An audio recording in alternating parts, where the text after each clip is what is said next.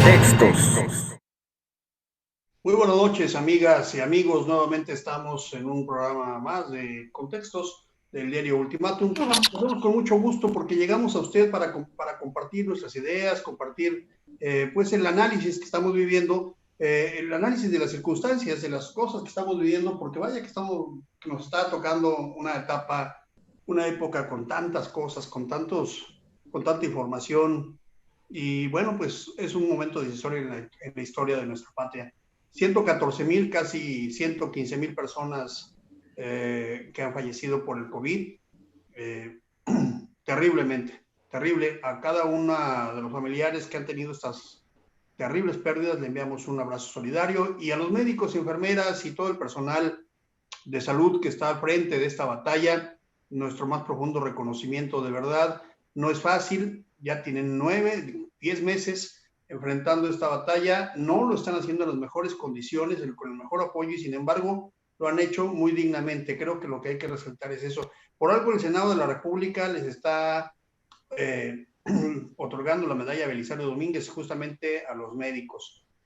Bueno, esta es la noticia nacional. 115,000 personas y más de un millón, casi 1,5 millones de personas contagiadas, reconocidas en la pandemia. Y a nivel local, Chiapas, con el semáforo verde, está en un proceso de crecimiento desmesurado de contagios. Hay que decirlo con responsabilidad y con claridad. Y otro tema que vamos a tratar, si nos da tiempo, es esta iniciativa que tuvo el Senado de la República para las modificaciones en Bajico. Es un tema complicado en términos jurídicos, complicado en términos económicos, complicado en términos de política monetaria, pero vamos a tratar de desentrañarlo aquí para usted y vamos a platicar justamente de esos temas. María Queta Murelo Melgar, muy buenas noches, ¿cómo estás? Hola, buenas noches, ¿cómo estamos? ¿Bien? Bien. Ricardo del Muro, ¿cómo estás? Muy buenas noches. Hola, muy buenas noches, gusto saludarlos. Me gusta mucho tu camisa, Ricardo. Es muy Sí, le dije que te ves muy muy playero, ¿verdad? Oye, tú en pleno invierno y estás primaveral, muy bien. Pues aquí no hay invierno realmente en Tuxtla, ¿no? En Tuxtla No, pues estamos en un clima tropical, es, ¿no? es Además, hoy una ciudad, retornó el calor. sí, Sí, hoy hubo estamos mucho calor. en un clima tropical. Muy bien, pues como ven, el Senado de la República postula a los médicos y enfermeras, el personal, para recibir la medalla Belisario Domínguez, que para los chiapanecos es muy importante porque es el máximo galardón que entrega el Senado de la República, y lo entrega a partir o en honor, digamos, de la actuación de nuestro prócer, don Belisario Domínguez Palencia. ¿Cómo ves que tal? ¿Es un premio merecido? ¿Puede ser un tema manipulado políticamente? ¿Puede ser un tema de ocasiones, un oportunismo político? ¿Cómo lo ves, qué tal? Bueno, no deja de ser un tema político por la coyuntura que estamos viviendo, ¿verdad? Por la batalla que dieron los médicos, que también a ellos les sorprendió, y además les sorprendió sin contar con los elementos necesarios para combatir al COVID. Se han muerto decenas de médicos, de enfermeras en esta lucha, porque al principio no tenían ni caretas, ni guantes, ni el equipo apropiado para atender este virus que nos llegó de sorpresa a todos y a todas, ¿no?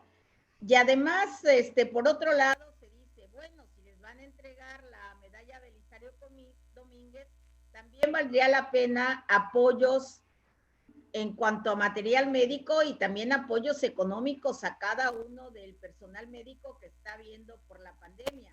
De seguro, muchas de estas enfermeras, doctores y doctoras que están en primera línea de batalla, algunos de ellos podrán no tener base, estarán cumpliendo horas, yo creo que fueron contratados algunos de ellos en una situación de emergencia, y no sabemos qué pasará al pasar esta crisis, si les conservarán el empleo, cuál será su condición laboral para Claro, para claro. muchos de ellos, ¿no? Entonces esa es la Claro. gran discusión. Y además es curioso, la medalla Belisario Domínguez hasta se propuso que se la dieran a Gatell, ¿verdad? Que fue muy polémico, ¿no? A López Gatell al inicio, ¿verdad? Y también la senadora Lili Telles, ¿verdad? Tuvo la genial ocurrencia que también se le podría dar a Loret de Mola, ¿no? La medalla Sí, Belisario Domínguez. ¿no? Cuando todavía estaba la discusión de a quién se le iba a dar. Pues muy merecido el premio, pero también habrá que ver no solo homenajes simbólicos, homenajes de este tipo, sino también apoyos reales para el personal médico que esté en la línea de batalla y que además sigue en la línea de batalla porque el virus no ha desaparecido. El virus sigue aquí y sigue campeando por todos, por Sí, Chiapas y por diferentes estados de la así República, es que está. por la Ciudad de México, ¿verdad? Así es que está. A ver, Ricardo del Muro, platícame, tú, o platícanos a todos, ¿cómo ves esto del premio a los médicos y enfermeras? ¿Oportunismo político es un premio muy merecido o es para taparle el ojo al macho cuando en realidad se requieren otro tipo de apoyos? Nada más pongo en dimensión lo siguiente. Los diputados federales van a recibir 348,000 pesos, eso es una cifra que salió en los medios de comunicación. Como incentivo navideño, los médicos recibirían en promedio 16,000 pesos.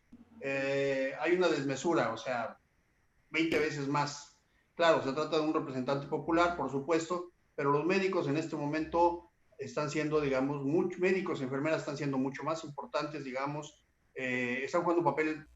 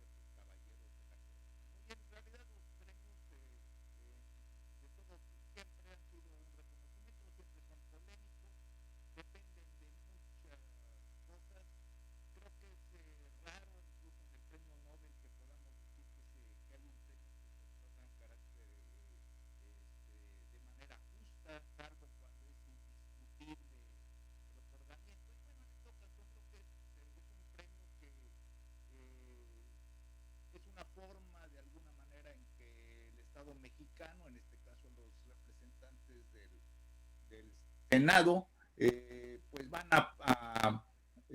a poder reconocer la labor que todos los mexicanos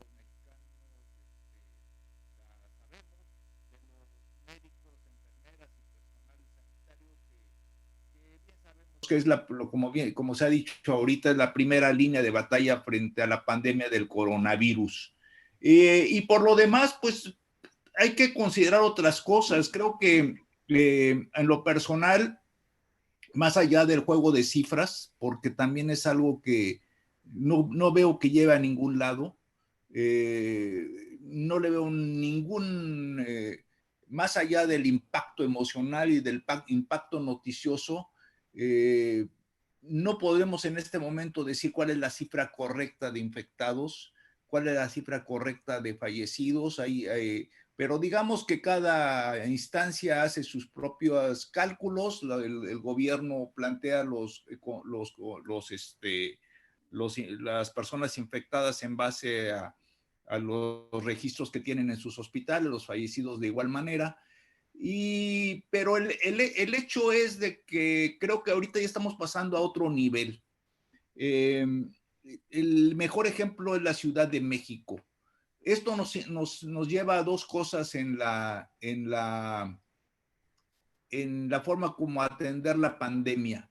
Uno, recientemente un médico me señalaba que más que el gobierno, el problema de que están sobrecargados de trabajo y donde ven mayor irresponsabilidad es en la población.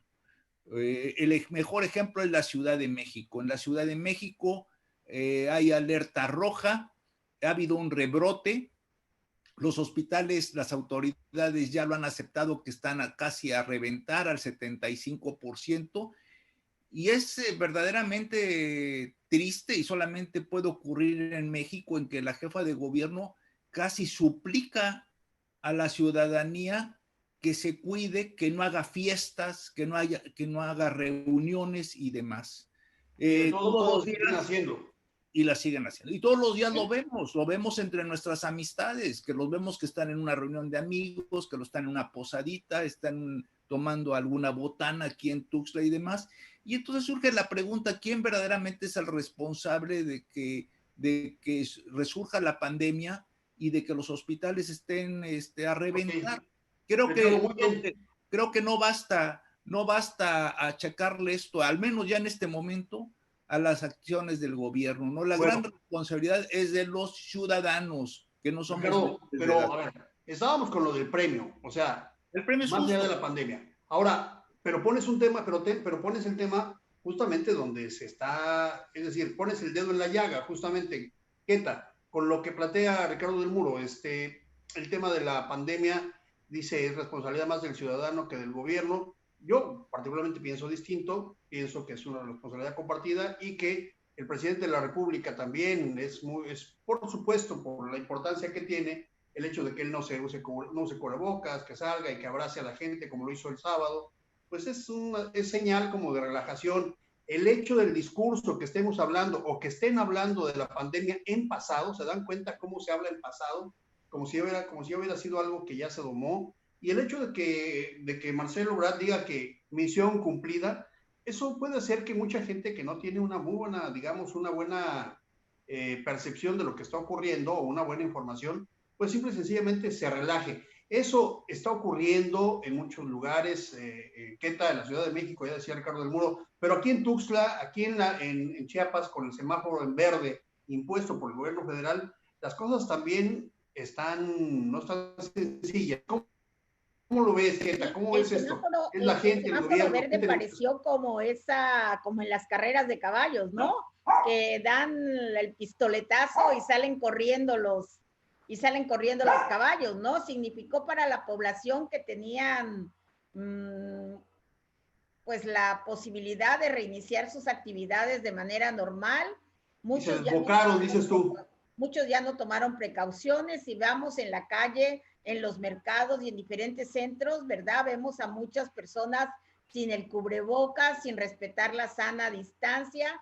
Precisamente me enteré el día viernes, 3 jovencitas resultaron infectadas después de una fiesta familiar, ¿no? Y entonces, si no sé a quiénes más estarán contagiados y contagiadas también, me he enterado de muchas muertes que han sucedido en los últimos días. Entonces, creo que desafortunadamente el semáforo verde sirvió para dar salida a todo. Una salida que ha desbocado, dices tú, Una ¿qué tal? salida que ha desbocado, que no se ha tomado con la responsabilidad. En realidad, el semáforo verde fue un poco para reiniciar las actividades económicas, ¿verdad? Sí, claro, Se les claro. se les pusieron horarios a los restaurantes, a los bares, ¿verdad? Que deben de cumplir determinadas horas, que por ejemplo no deben estar llenos en el 100%, se les puso hasta limitaciones en cuanto al número de clientes a los que deben atender, se puso una serie de restricciones. Sin embargo, creo que el hecho de ser semáforo verde provocó el desbocamiento. Ahorita ya están sintiendo realmente el problema y creo que si somos responsables, pues usaremos el cubrebocas, no iremos a reuniones de muchas personas, ¿verdad? Trataremos en la medida de lo posible de estar en nuestra casa, planear una Navidad diferente a la que siempre hemos disfrutado, ¿no? Tendremos que planear estos meses mientras llega la vacuna, mientras Claro. nos vacunamos, tendremos que planear nuestra vida de otra manera. Ricardo, cómo calificarías o cómo analizarías tú la actuación, por ejemplo, de la iglesia, en donde muy responsablemente, digamos, canceló la visita que históricamente se tenía a la Basílica de Guadalupe y a las iglesias, digamos, de la Virgen de Guadalupe, donde se hacían pues todas estas romerías, estas visitas que del 12 de diciembre, que la Secretaría de Educación Pública tenga prácticamente canceladas las clases, que dos instituciones, digamos la iglesia y la educación, estén paralizadas. Sin embargo, los antros funcionando, ¿no? Las cantinas abiertas, ¿no? Sociológicamente, tú eres un sociólogo, Ricardo del Muro, ¿cómo explicaríamos esto?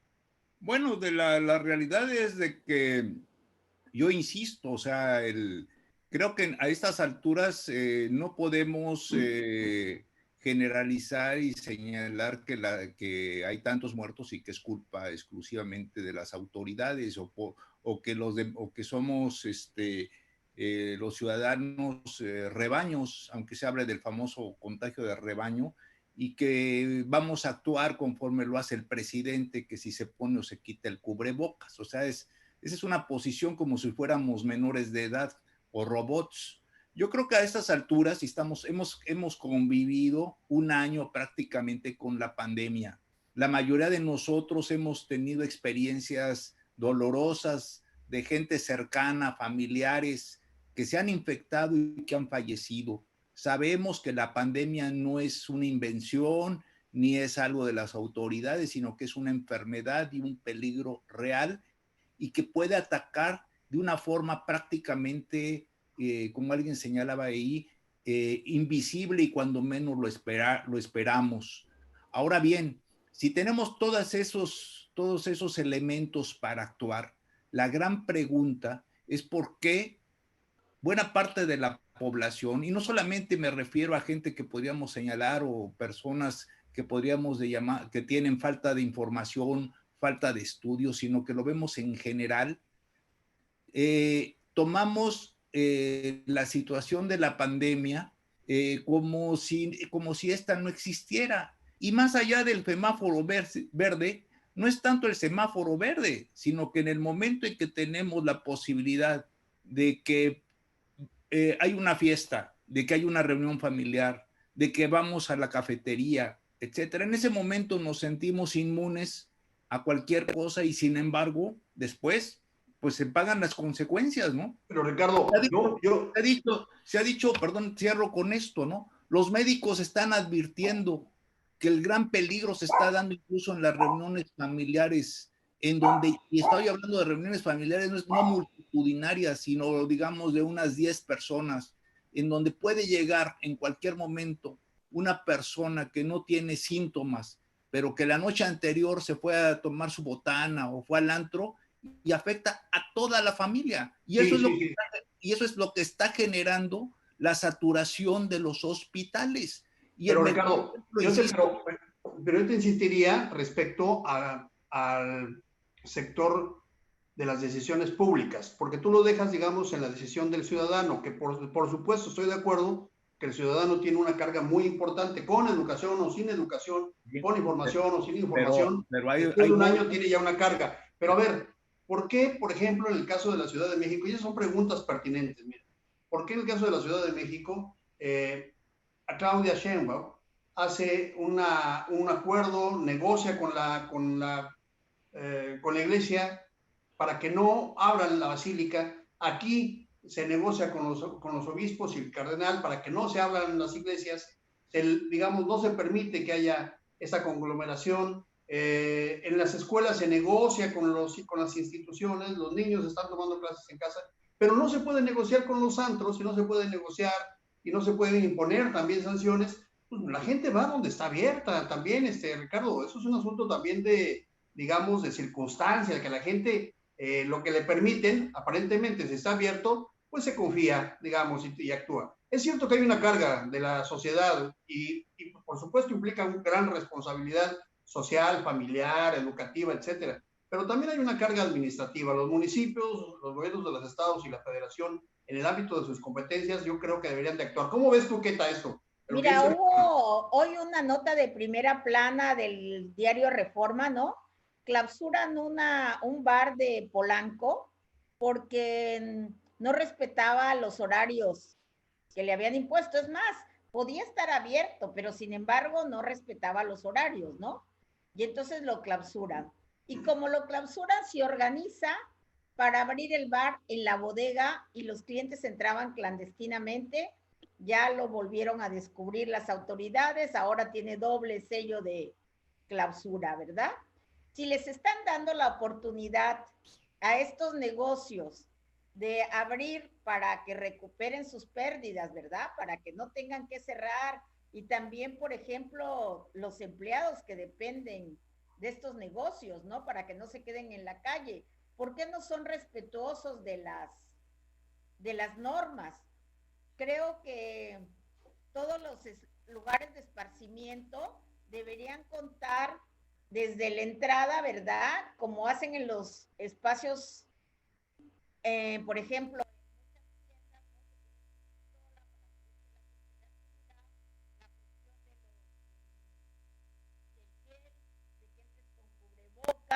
de que las sillas estén colocadas de tal manera de que las personas no estén muy cercanas, ¿no?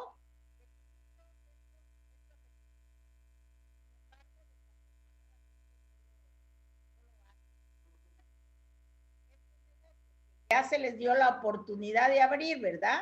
Respetaran las normas y y a su vez fueran exigentes con los clientes y a tal hora se cierra porque se cierra, ¿verdad? Claro. ¿Qué tal? Ya decía Ricardo de Muro, muchos de la responsabilidad del ciudadano, apelando a esta especie de, digamos, de falta de conciencia colectiva. O sea, el ciudadano que toma decisiones personales, pero que le vale el resto de la sociedad, no le importa lo que está ocurriendo. Y esta conciencia colectiva que, digamos, ha venido a menos en los últimos años o en los siglos, la modernidad trajo a la humanidad la ausencia de la conciencia colectiva que antes existía en las comunidades. ¿Es el regreso a la comunidad una salida? ¿Qué tal? Mire, sí, quería yo mencionar algo. Durante la campaña de Patrocinio González Garrido, hubo una reunión de esas de que se habló de todo. Y entonces, unos padres de familia, hasta recuerdo bien los nombres, pero no los quiero ventanear, ¿verdad? Le solicitaron a Patrocinio que cerrara los bares a determinada hora, también estos lugares para ir a bailar, que eran de los de moda en esa época, ¿verdad? Para que poder controlar a sus hijos. La responsabilidad de controlar a tus hijos no es del gobierno. Tú les podías decir, regresas, sobre todo a jóvenes adolescentes, ¿verdad? Que están bajo la tutela todavía de los papás. Tú le podías decir a tus hijos, regresa a tal hora porque si no, no te doy permiso de ir otro día, ¿verdad? Y una serie de medidas disciplinarias y límites. Y los papás querían que fuera el gobierno de quien tomara la responsabilidad claro. que a ellos les toca, ¿no? Ahorita todos los chavitos, sobre todo de 18, bueno, ya ni tan chavitos, ¿verdad? De 18 en adelante, están desbocados en las fiestas y en los bares. Entonces son los papás ahí que, pues, desde aquí les hacemos una llamada que, pues, que ejerzan su autoridad, capacidad de negociación. ¿No? Ricardo, se acaba de publicar en el diario oficial local, el diario oficial del Estado, el uso obligatorio del cubrebocas y si no, sanciones. ¿Cómo ves estas medidas? Es decir, apelábamos al principio a la conciencia personal, después a la conciencia colectiva. Keta acaba de hablar a la responsabilidad familiar. Ahora hablemos del Estado de Derecho. O sea, cómo aplicando sanciones se podrían, digamos, modificar las conductas. ¿Cómo ves, Ricardo Amor? Bueno, la verdad es de que hasta la fecha y pese a todo, tenemos que enfrentarnos a la cruda realidad de que estamos ante una pandemia desconocida. Y mientras no nos apliquen la vacuna, somos vulnerables a ser infectados en cualquier momento por distintas causas. Eso es algo que tenemos que aceptarlo. En el caso del cubrebocas, pues hay un debate en torno a su uso. Hay especialistas que sirve o no sirve, ¿no? Que no sirve, Pero la OMS ya lo declaró que sí. Bueno, por eso estoy diciendo que hay un debate. O sea, no, hasta ahorita no hay una verdad única, sino que hay alguien Pues el único debate es que Trump, Andrés Manuel y el presidente de Brasil dicen que no, pero la OMS dice que sí.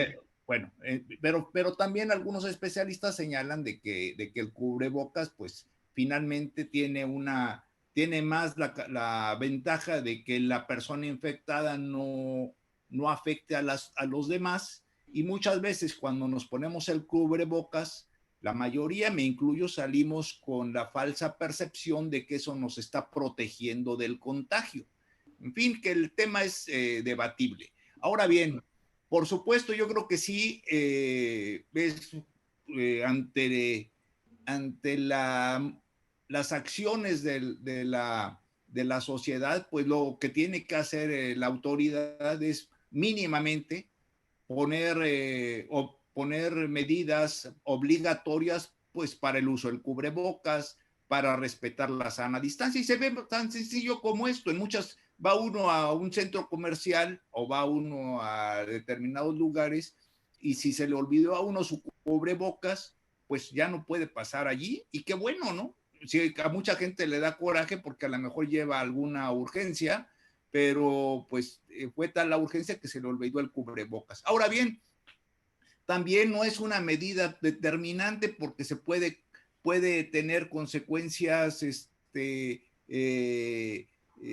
no están previstas, ¿no? Y el mejor ejemplo, pues, son los casos de Chihuahua y de Jalisco, en donde los gobiernos ahí estatales, fieles a su vocación autoritaria, se pusieron medidas rígidas para que se respetara el uso del cubrebocas y otro tipo de acciones, y le salió la medida contraproducente porque lo único que originaron fue, por un lado, un abuso de policíaco que trascendió en su momento, y por el otro lado, la protesta de la sociedad. No es sencillo, pero insisto, en última instancia, los únicos responsables y los únicos que nos podemos cuidar somos nosotros.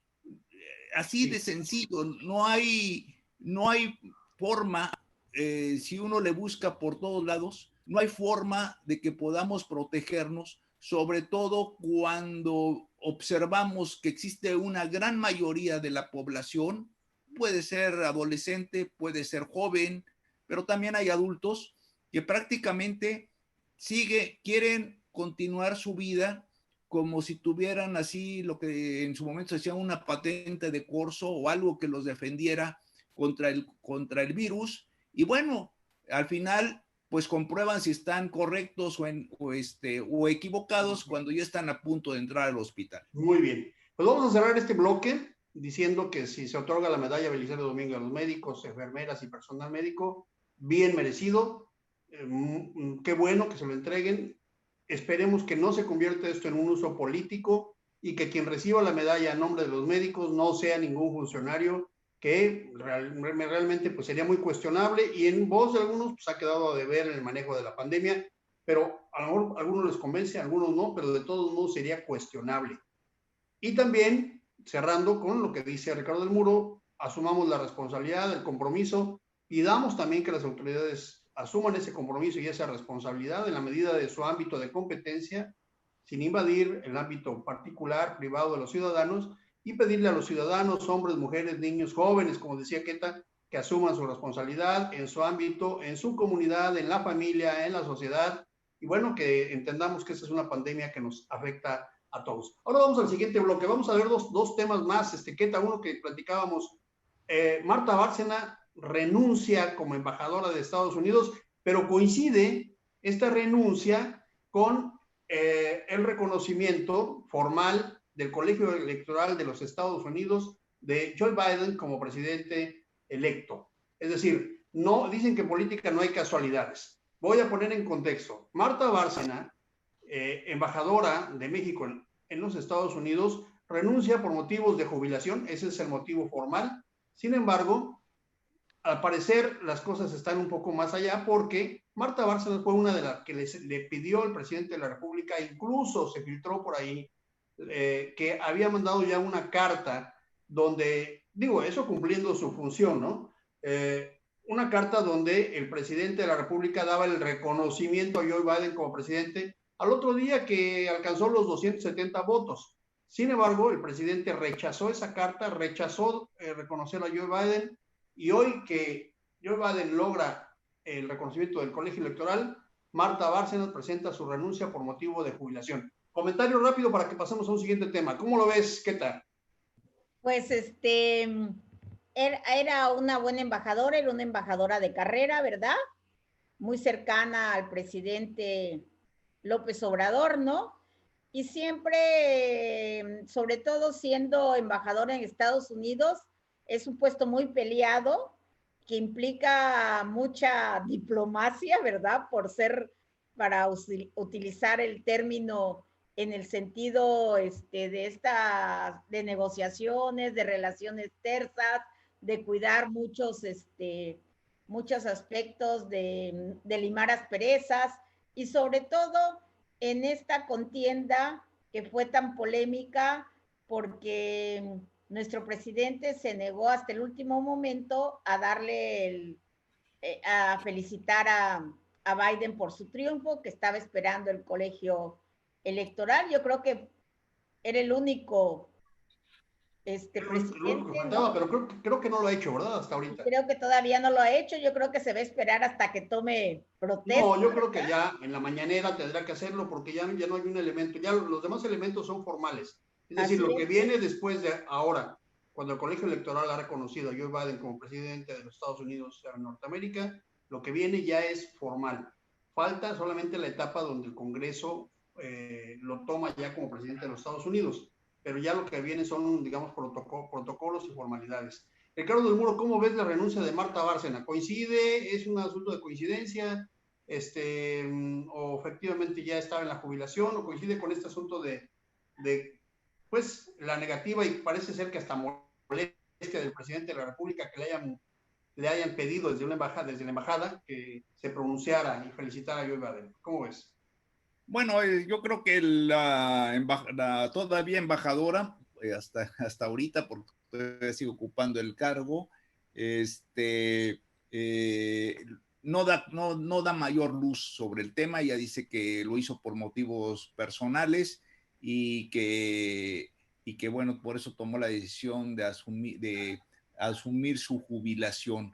Y por supuesto, pues esto de inmediato ha generado una serie de especulaciones respecto a que si hubo algún enfrentamiento, discrepancias, de que si se sentía incómoda con el gobierno de López Obrador, etcétera, etcétera. Y bueno, por supuesto, yo creo que en cualquier trabajo, cuando adelantas tu jubilación es porque ya no te sientes totalmente a gusto en ese Claro, trabajo, claro. ¿no? Buena Así observación. así seas embajador o estés en cualquier otra o Cualquier parte. empleado de alguna empresa. Y creo que aquí es Bueno, una cosa que se puede inferir. Ahora y bien, ahorita afortunadamente puede ya, jubilarse. sí, sí, afortunadamente, en su momento, Ahora, aquellos, perdón, es ¿qué cierto, tal? ¿Cuál fue el comentario? aquellos que pueden, que dice que afortunadamente se puede jubilar, digo que Ah, afortunadamente aquellos sí. que se pueden jubilar, sí, ¿verdad? En su momento yo también tuve esa suerte y por eso lo entiendo perfectamente, ¿no? Cuando ya en algún proyecto no sientes que se identifica con tus ideales y con tus perspectivas, pues lo mejor es agarrar y jubilarse.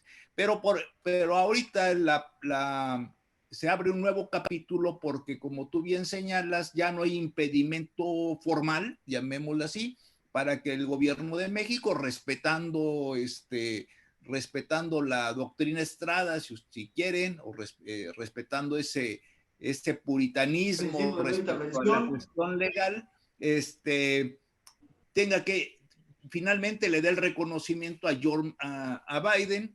Y también, pues, la otra gran pregunta que de inmediato va a surgir es quién va a llegar a Washington para estar ahí representando los intereses de México y que, por supuesto, pues esto nos va a dar toda una idea sobre cuál va a ser la política de México ante el vecino estadounidense. No creo que haya... México siempre ha sido un buen vecino, y no creo que haya cambio en ese sentido, pero sí va a ser muy importante observar quién va a llegar a Washington para representar ahí los intereses de los mexicanos. Bueno, porque además se abre una nueva agenda, o sea, hay que señalar que se abre una nueva agenda con la llegada de los demócratas, o digamos un nuevo tratamiento de la agenda, porque la agenda bilateral, digamos que no cambiaría en gran medida, es decir, la clásica es, por supuesto, el Tratado de Libre Comercio, migración, muros fronterizos, agua, compartir agua, seguridad continental, esos son los de cajón. Por supuesto, narcotráfico y armas. Pero hay nuevos elementos que yo iba a entrar en la cartera y que quizá no sean tan compatibles con México, como son, por ejemplo, energías limpias, el tema de energías limpias, el tema de proyectos medioambientales compartidos, el tema de la defensa de las empresas norteamericanas que han perdido contratos en México a partir de esta nueva forma de dar los contratos. Este es un motivo de un análisis más profundo que seguramente estaremos dando en los próximos días. No es el motivo de ese tema, pero sabemos, como dice Ricardo del Muro, que ahora habrá que pensar en un embajador o embajadora que tenga estas habilidades para, digamos, estar en unas buenas condiciones de negociación con los demócratas que están arribando al poder. El otro tema que ofrecíamos, Queta, es el tema de la iniciativa que se ha llamado la Ley Monreal, que hizo Ricardo Monreal, presenta en el Senado. Es un tema un tanto complicado porque es un tema muy técnico. Explicaré muy rápidamente para la gente que nos escuche. Ricardo Monreal está diciendo en esta iniciativa que el Banco de México compre los excedentes de dólares circulantes en el país. ¿Qué significa? Significa que aquellos que acumulan dólares, y no estoy hablando de la gente que pueda tener 4, 10 o quizá $1,000, que aquellos que acumulan dólares y que no pueden meterlos al sistema financiero y lo que tienen que hacer es que lo regresan a Estados Unidos, normalmente lo que hacen es que pierden dinero porque lo regresan a otro precio.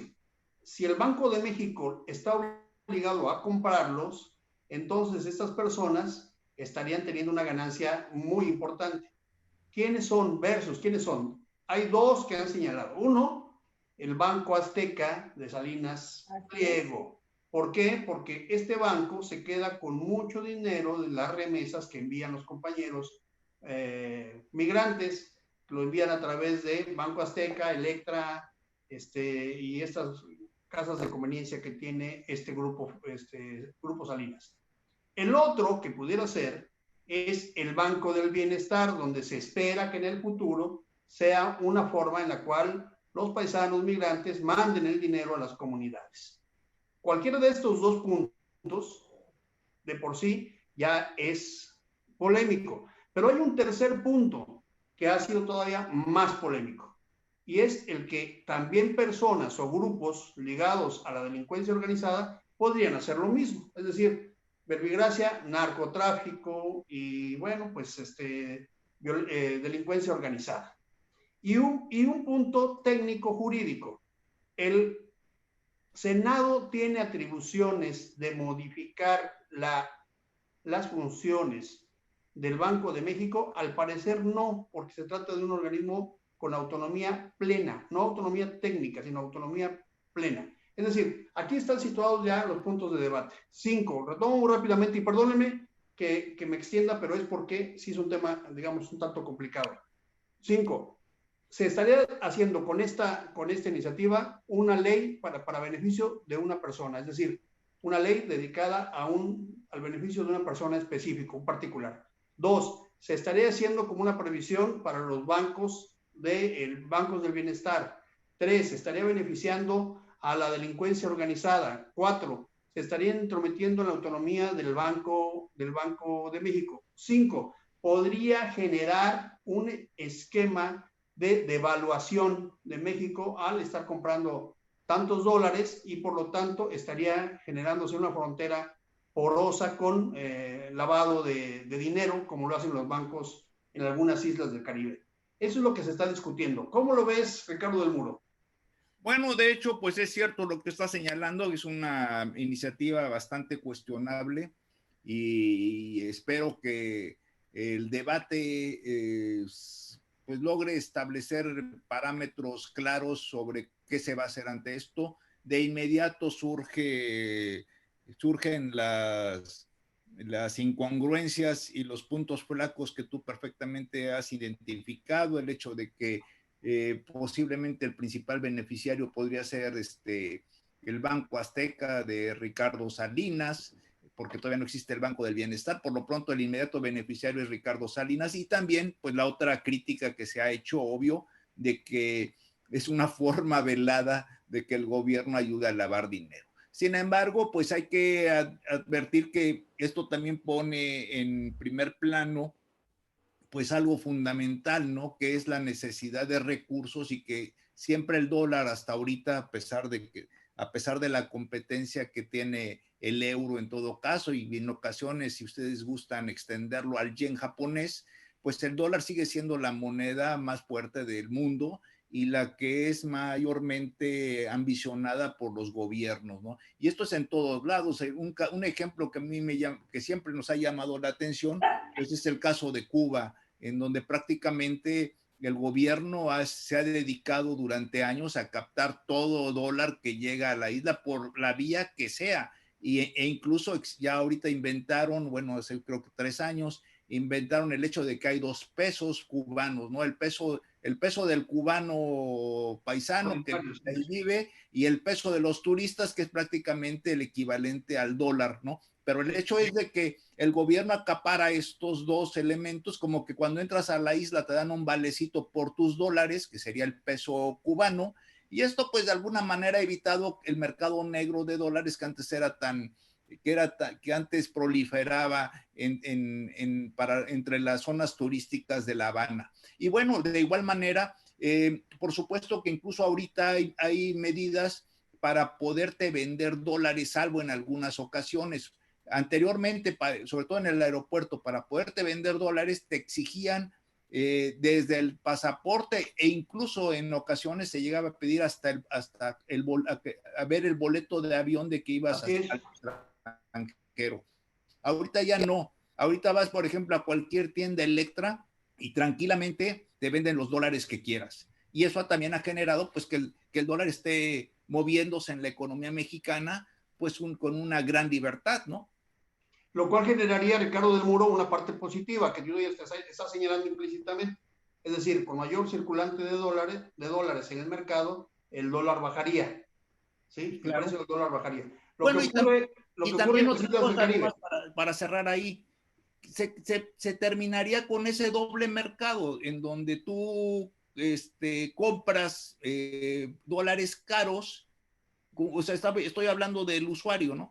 Sí, el usuario, el cuentaviente compra dólares caros, el importador, el empresario, y cuando tiene que venderlos, pues le va peor que cuando vende un carro usado, los tiene que vender súper baratos. Súper baratos, es cierto. O sea, parecería como que un doble mercado. Es como si estuvieras en un casino, digamos, comprando fichas caras, y a la mera hora que ya las vas a entregar, ya no te las reciben al mismo precio, más o menos. ¿Cómo ves el tema?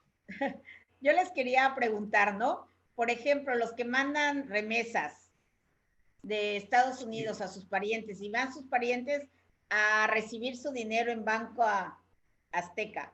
Por ejemplo, ¿Banco Azteca se los podría dar en dólares?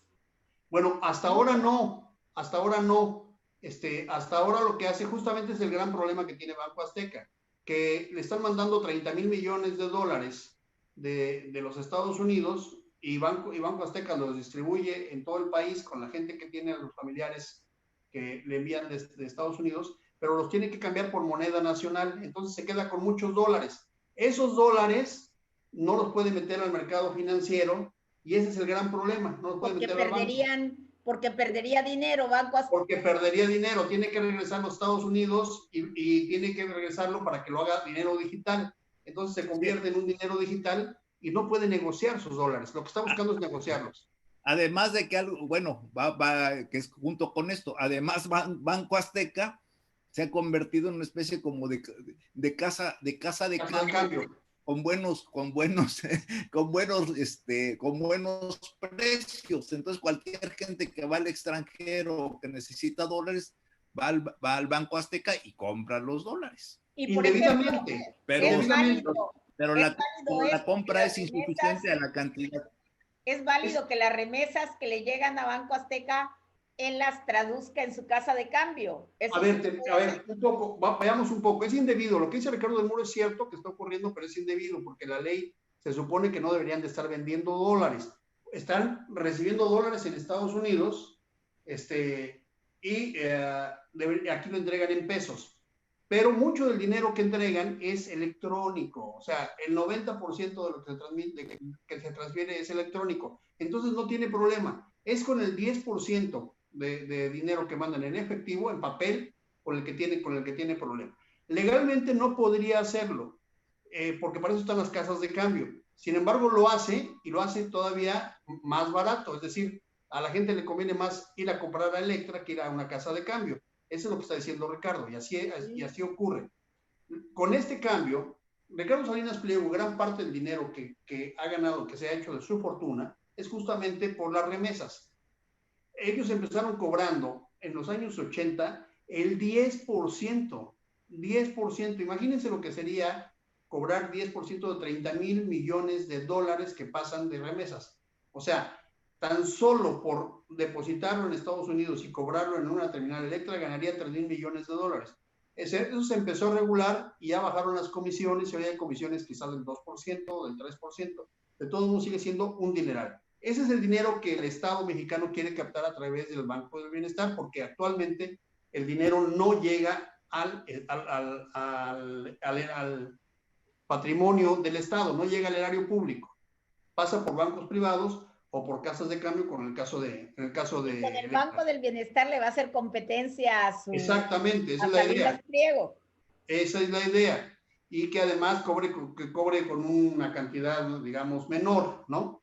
Y le pueda entregar dólares o pesos. Si esta reforma se aprueba, la persona que vaya a cobrar podrá elegir entre recibir dólares o pesos. El riesgo que tendrían aquí es que empezaríamos a tener lo contrario que está diciendo Ricardo. Justamente empezamos a tener una economía con dos monedas, porque tendríamos mucho circulante y la gente podría empezar a pagar con dólares cualquier cosa, en un restaurante, en cualquier lugar.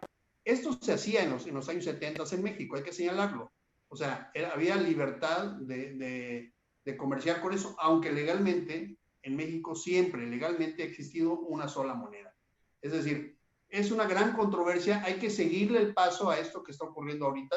Tiene muchos pros para la economía, porque podría inundar de dólares la economía y bajaría el dólar. Podría ser, digamos, eso permitiría, pues ustedes saben lo que significa, para las empresas significaría comprar más barato y quizás, digamos, disminuir un poco el impacto económico, pero tendría también efectos muy negativos porque estaría incursionando todo el dinero de la delincuencia organizada, porque se están limitando las restricciones para pedir o para permitirte tener una cuenta en dólares, permitirte meter dólares, permitir venta de dólares, etcétera, etcétera, comerciar dólares. Esto hay que seguirlo. ¿Qué tal? Te quiero pedir un favor. ¿Podrías leer, por favor, a la gente que nos está acompañando para agradecerle? No tengo mi teléfono, se descargó. Claro que sí.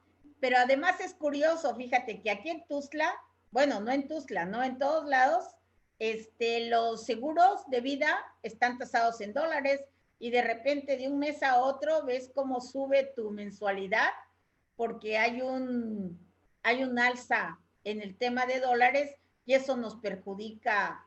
Ah, sí, claro, muchas cosas. A nosotros, ¿no? Cosas. Es más, hasta vi una señora aquí en Tuxtla que vendía ropa americana y te la cobraba al precio del dólar, como estaba el dólar en ese momento, te lo juro. Bueno, sabes que también en la frontera sur el tema del dólar es importante porque hay mucho comercio que se hace no en quetzales guatemaltecos, sino en dólares americanos. Y para efectos del turismo, pues sería interesante porque quizá habría mayor captación y los comercios podrían recibir con mayor libertad los dólares. Tiene efectos, digamos, negativos, otros positivos, pero es una gran controversia. Creo que parece ser, van a dar marcha atrás a la ley. Bueno, pues aquí les mandamos saludos a Marsol y a Manuel Centeno, que nos están viendo, a Alma Vázquez, hasta quien señala hasta la fecha, yo supongo que ella habla de los hospitales y de los médicos, ¿verdad? Ella dice, hasta la fecha no existe suficiente material para trabajar o dar la atención necesaria al paciente. Nos señala Alma Vázquez, ¿verdad? Y también otra persona que bajo el seudónimo de Jan Sequian dice, en cuanto a la pandemia es una responsabilidad compartida, gobierno y ciudadanía, pero los rebrotes es en mayor medida es una irresponsabilidad de la ciudadanía. Como decimos en Chiapas, es una ciudadanía, y aquí se dice, es una ciudadanía que no sigue, es una ciudadanía caprichuda, dice. Es ciudadanía caprichuda y por parte del gobierno federal y estatal no midió el alcance y efectos de pasar a Chiapas a verde en el semáforo. Pero la responsabilidad última es de cada persona, si sabiendo las estadísticas, sabiendo información que inunda los medios y las redes sociales, es prudencia propia. Y también Marisol señala que restaurantes deberían dar solo comida para llevar y cantinas y antros deberían estar cerrados, ¿no? Y Yesenia Suar nos manda un saludo de buenas noches. Pues muy agradecemos bien a quienes estuvieron presentes, ¿verdad? El día de hoy, escuchándonos a través de las redes sociales. Pues muchas gracias a todos y muchas gracias por sus comentarios muy importantes. Vimos ahí personas del medio que están atendiendo justamente la pandemia, del medio de los médicos, y también hay un análisis interesante respecto a la responsabilidad de los ciudadanos ante la pandemia. Pues creo que estamos llegando al límite del programa, Keta. Así es. Estamos al límite. Los vamos a invitar para el día de mañana que nos sigan y que estemos justamente en los temas que están en la boca de todos, que son los temas que están en medio de las decisiones públicas, en medio de las afectaciones o beneficios a la ciudadanía. Todo esto poniéndolo en contexto para que usted tenga mayores elementos de análisis, mayores elementos de crítica, mayores elementos de debate, con la aportación, desde luego, posiciones a veces controvertidas, a veces compartimos y a veces no, de mis compañeros. Muy buenas noches, Mariqueta. Buenas noches. Muy buenas noches, que descanses. Ricardo del Muro, muy buenas noches. Gracias. Buenas noches. Nos vemos mañana, compañeros, en un programa más de En Contextos del diario Ultimátum.